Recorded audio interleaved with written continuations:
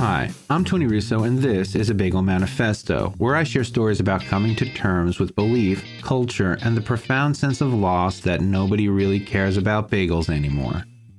This will come out on opening day 2022, and I want to share a baseball story with you. But first, I want to let you know that my audiobook is out and available everywhere you get audiobooks.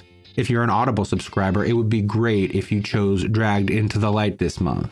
Also, if you've already read the book and are still interested in more Sherry Shriner stuff, please consider subscribing to my newsletter at abagelmanifesto.com. Every week or so I write something about Sherry and I put it there, or I'll put it on my Medium page, which you can find at Tony Russo on Medium.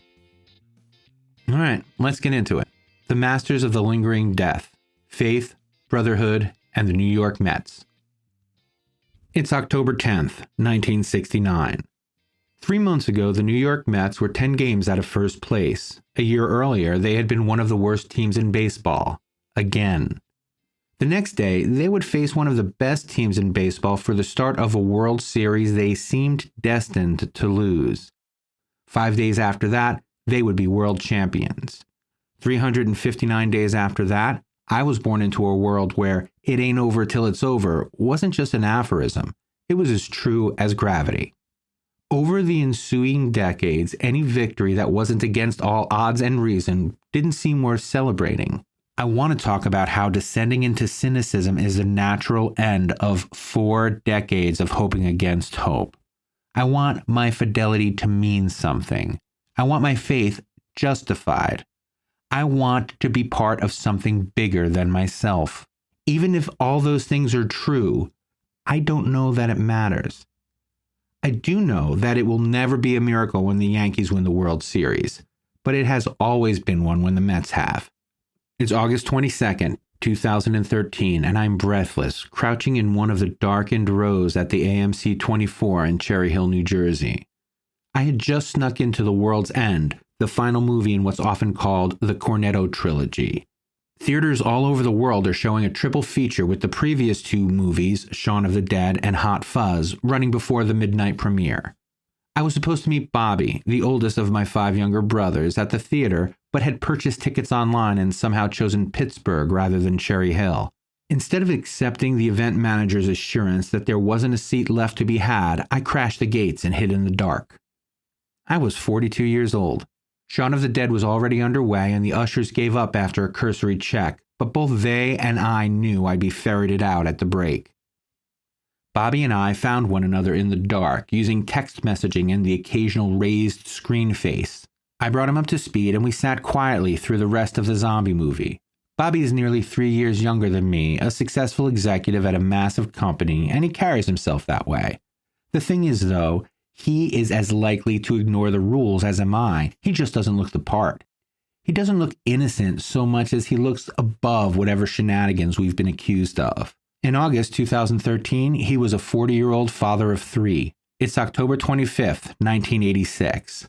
Actually, it probably was October 26th when this story takes place.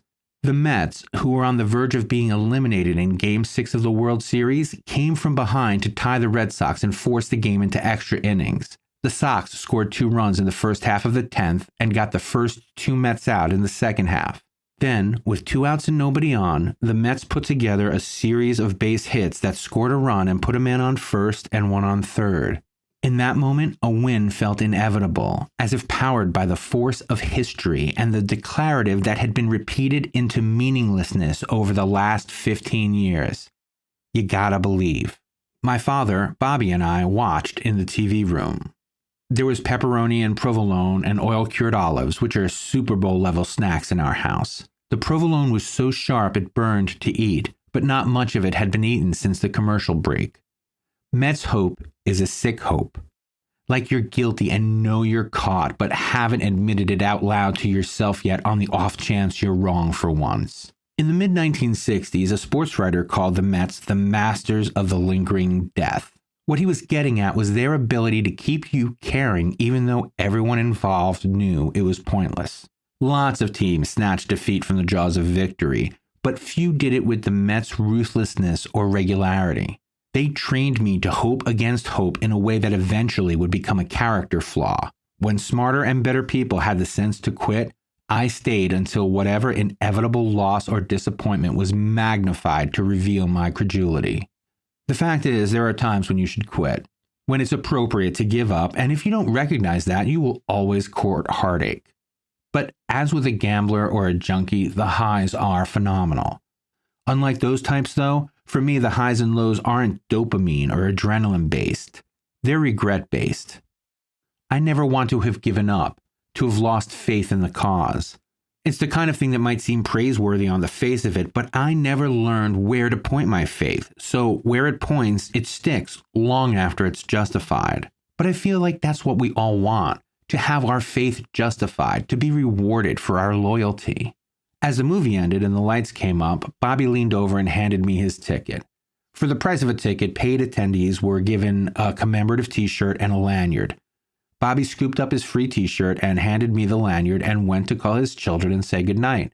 15 minutes later, he returned with an additional lanyard. I said to the lady at the door, "Is everyone supposed to have one of those? 'Cause I didn't get one." And she said, "Sure," and handed it over, he told me. I moved 2 seats away, placing myself among 3 20-somethings who appeared to be saving a seat for someone who wasn't coming. The woman who had assured me there were no tickets left was in front of the room asking trivia questions and giving t-shirts for correct answers. I had a lanyard and a ticket. All I really was missing was the commemorative t-shirt. When I raised my hand to answer one of the questions, she was absolutely astounded. It took her maybe 2 or 3 seconds to register what was happening. She looked at me as if to say, "Are we really going to do this?" I smiled at her, answered the question, and waited delivery of my prize. She moved purposefully up the aisle to where I was sitting and told me I'd have to show her my ticket. Brushing past Bobby, I handed it over, and she turned from astonished to dumbfounded to practically enraged. She grabbed each of the hipsters I was sitting with, demanding to see their tickets.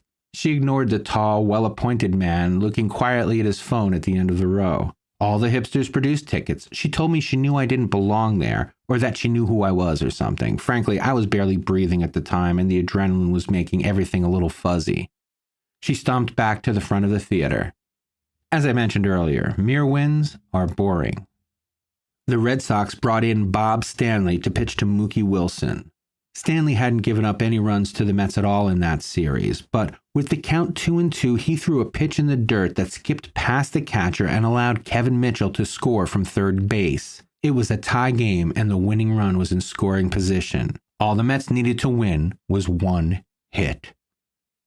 Mookie Wilson was at bat for 4 of the longest minutes in my life.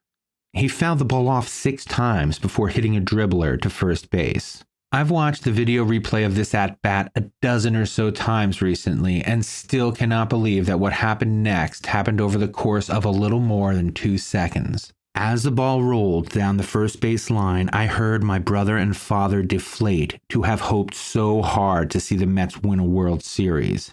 To have been at all of those awful games and have watched all the mediocre teams and to have come this close and fail was too ghastly to consider.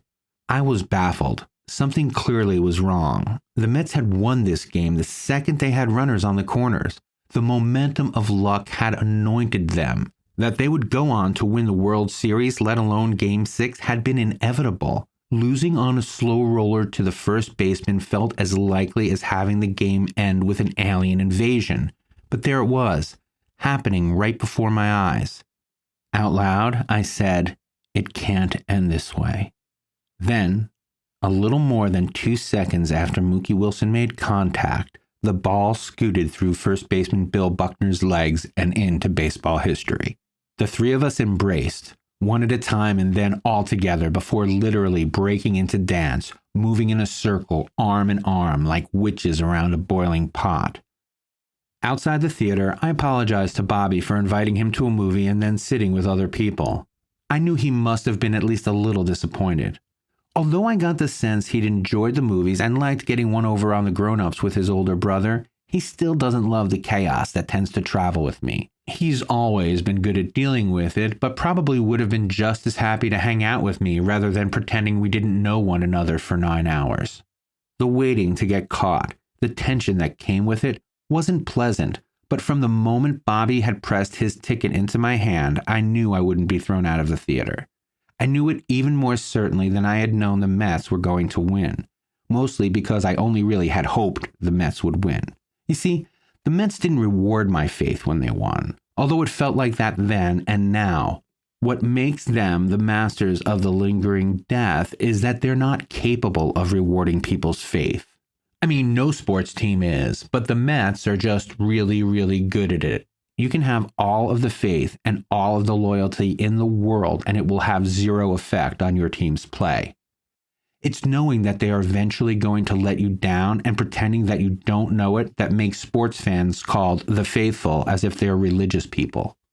You can hope that you'll be rewarded or that you'll get what you want. You can also hope so hard that it feels like you're making history happen, that you can see the preordination in every success. But at least hopes can be dashed or fulfilled. Faith keeps you moving whether it's warranted or not. Things can't reward faith. People can't reward faith. Right there in the way we use the word implies that faith is a thing unto itself. Faith is a reward. It allows us to continue to believe whatever we want, no matter what oppositional evidence piles up. I didn't have faith or confidence or even a belief that everything would be okay once Bobby handed me his ticket. It might be best to say that I had confirmation. I guess if I'm honest, I didn't know that we would get away with our improvised theater ruse either, but it was an utterly different feeling.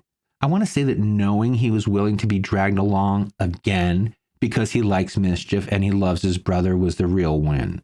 The fact that I didn't happen to get caught sweetened it, and the fact that I got to flaunt it a little bit was really pleasant too.